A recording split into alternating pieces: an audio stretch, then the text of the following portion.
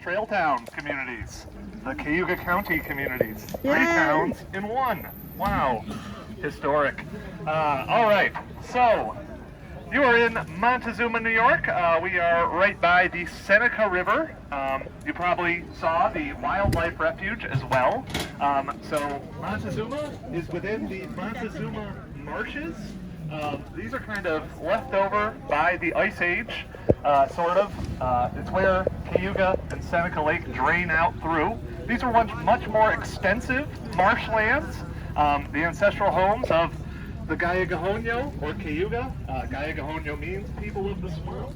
And this is one of the more challenging sections of the canal to build through because, you know, it's a giant swamp.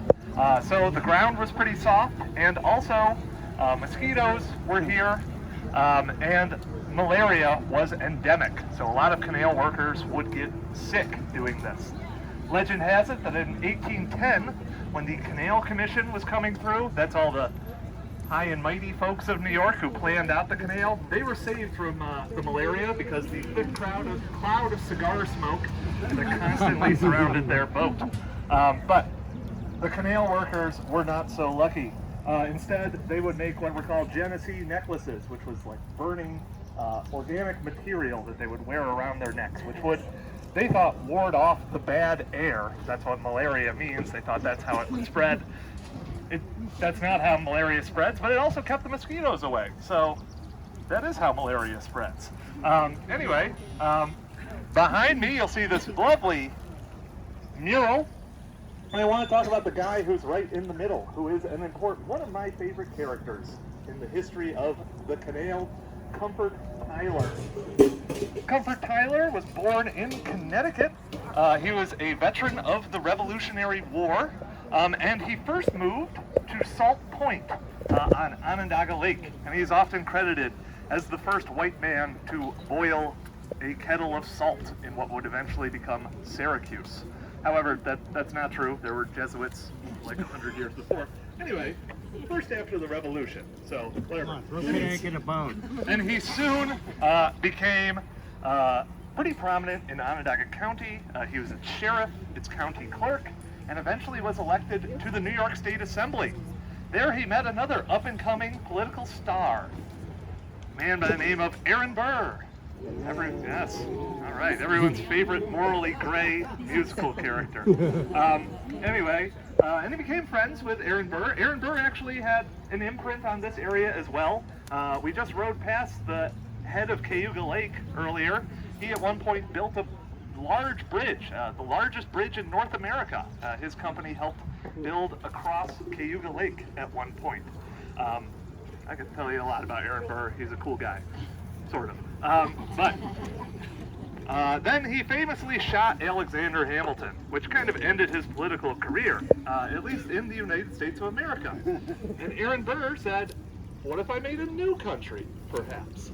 In the years after he kind of ends up in the political wilderness, he begins plotting to perhaps form a new country somewhere out west, past the Appalachians.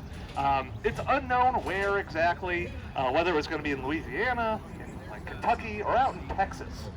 But his friend Comfort Tyler is very enthusiastic about this plan, and actually is one of the main recruiters for what would become possibly Aaron Burr's army.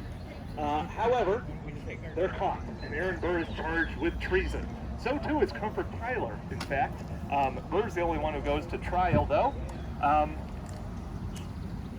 Nobody gets found guilty of anything, beginning the long tradition of kind of sort of committing treason against America, and then we're like, stop! And then nothing happens. Anyway,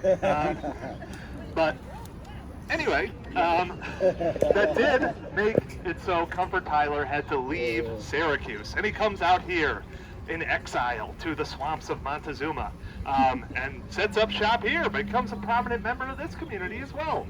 He is a contractor. He promotes the canal. He sees it's going to help build the region up. You may have noticed we passed Salt Block Road. They also start producing salt out here. He has extensive experience in that too. And then when they start building the canal, he is a contractor. And he also sees there's an opportunity. You know, this canal gonna need some boats on it too. So he builds one of the earliest packet boats, one of the finest of them. These are boats for passengers. The Montezuma, which launches here in 1820. It would eventually make the first passage into Syracuse, pretty much following the exact route we're going to do in April of 1820, because the Middle Division was opened first. Also, that Burr conspiracy is important. It shows the growing rift between the East Coast and the less settled kind of Midwest, because you've got the Appalachians. During the time when Aaron Burr is plotting that, potential treasonous plot, it seemed to make sense that the Midwest would break away from the East Coast because they weren't connected. So in 1807, Secretary of the Treasury, Albert Gallatin, created a plan for federal funding for canals and roadways that would connect the different parts of the nation. And this, while we've talked about the Erie Canal didn't get federal funding, it did help inspire what became the Erie Canal project. Also, if you keep going that way, you'll see, the junction of where the Erie Canal was, along with the Cayuga-Seneca Canal. So that's where we camped out last night, was the Cayuga-Seneca, which connects Cayuga and Seneca Lake on the Erie Canal. You can also, if you take that path a little ways, how far would you say it is? About 3/4 of a mile. 3/4 of a mile, you'll see the remains of the Richmond Aqueduct, which is a really impressive remaining canal structure. It was once the second longest aqueduct on the entire system, and it still has 7. I know it's an odd number. 7 remaining arches going out into the river, which was on the enlarged canal. The original canal, actually, because of that kind of unstable ground of the swamp, and a really unique raised boardwalk towpath through the swamp, and to cross the river they would have pulled you across on ropes. But then the Richmond aqueducts come through. It was what? Did you ride there?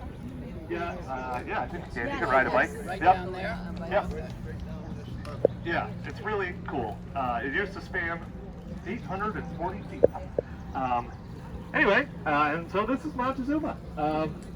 Great little town. Check out all the canal history. Yes. Why the name? Richmond, the engineer was named. Montezuma. Oh man, I don't know that one. Richmond was the guy who designed the aqueduct. There's the girl that knows that Yes. right there. Cheryl? It was named for the Aztec chieftain, as far as we know. There's no written record of why it was named Montezuma, other than the first settler here, Peter Clark, lived up on a hill. He could see 3 counties from that hill and over a great span of the swamps. It reminded him of Mexico, and so thus it became known as Montezuma. All right. Yeah, so this is Cheryl. She's the local town historian. Mike Riley's over there too. He's Fort Byron's historian. So if you have any questions, ask them too. I hope I did you guys You justice. did great. Thank you, All right, Derek. great. Thanks. And enjoy your ride. Next stop will be at Fort Byron.